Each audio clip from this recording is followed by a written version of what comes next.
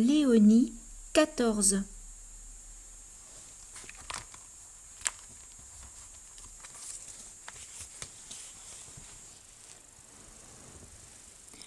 En 1890, la maison de la galerie elle-même, riche de souvenirs très chers, doit être démolie. Un vaste édifice la remplace. Mais une tempête abat l'édifice presque achevé. Le père Brisson la relève aussitôt. Le journal de communauté relate au 10 novembre 1891 l'épisode charmant de la découverte de la maison par la communauté. Le père Brisson fait monter les sœurs au premier étage. Admiration et surprise devant les grandes cellules bien aérées. Le menuisier commence à poser l'escalier du deuxième. À 3h15, toutes les marches sont en place. Le père Brisson monte le premier, les sœurs suivent. Au bonheur, dans la chambre du fond, au-dessus de la cuisine, on aperçoit le jardin de la Visitation, le tombeau de la mère Marie de Sales. La porte du champ, les visitandines. On la baptise cellule de la Bonne Mère. Le dimanche 15, nouvelle exploration. Cette fois, on peut aller jusqu'au grenier. Et le vendredi 20 à 5h du soir, le père Brisson vient allumer le feu pour la première fois dans la nouvelle cuisine. Il la bénit et pose lui-même le crucifix. Ce que le journal n'a pas relevé. La maison terminée, sœur Françoise de Sales se lève à 4h du matin et, à jeun, gratte avec un morceau de verre tous les planchers du premier étage jusqu'au troisième. De cette période si douloureuse, pas un écho dans le précieux petit cahier. Mais la fondatrice parlera d'expérience lorsque, 20 ans plus tard, elle s'exclamera « Oh, si vous saviez combien il est heureux pour l'âme de souffrir seulement entre Dieu et soi !» Un ultime témoignage nous vient d'une jeune postulante, Aline Vore, qui approche sœur Françoise de Sales au printemps de 1893. Les nouvelles arrivées ont quelques jours de liberté avant d'être accueillies au noviciat. Elles passent leur temps à visiter les églises, les différentes maisons, les collèges.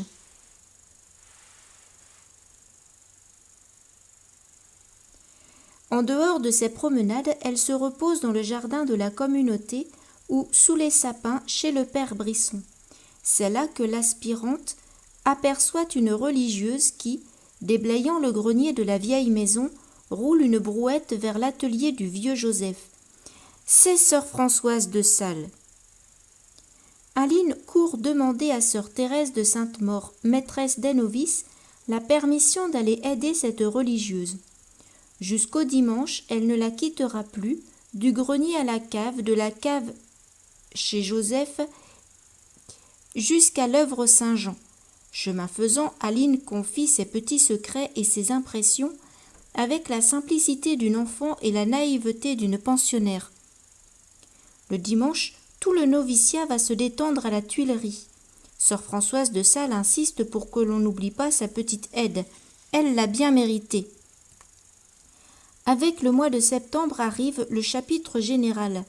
On dit que sœur Françoise de Sales souffre horriblement d'un abcès dans l'oreille, mais qu'elle va cependant partir pour Paris. Sœur Aline est au jardin quand plusieurs des sœurs anciennes entourent la fondatrice, pâle, le visage défait, pour lui dire adieu. La jeune postulante, en toute simplicité, se joint au groupe. Elle reçoit un si bon au revoir qu'elle en reste impressionnée. Sœur Françoise de Sales, malade, mais toujours sereine, quitte Troyes pour participer au chapitre, prête à se tenir dans l'effacement, si le grain ne meurt.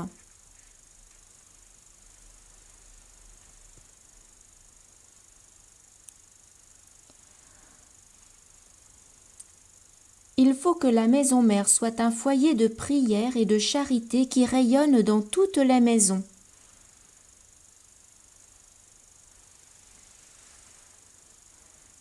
Chapitre 7. Tu seras supérieur, car je veux tout gouverner. Mes sœurs, vous venez d'élire pour mère et supérieure de la congrégation sœur Françoise de Sales. » À ces mots, l'humble mère laisse échapper une exclamation de surprise et d'émoi. La voix entendue hier soir, c'était donc bien réel. Retirée dans sa cellule, elle se disposait au repos de la nuit quand, soudain, elle entend distinctement une voix qui lui murmure à l'oreille.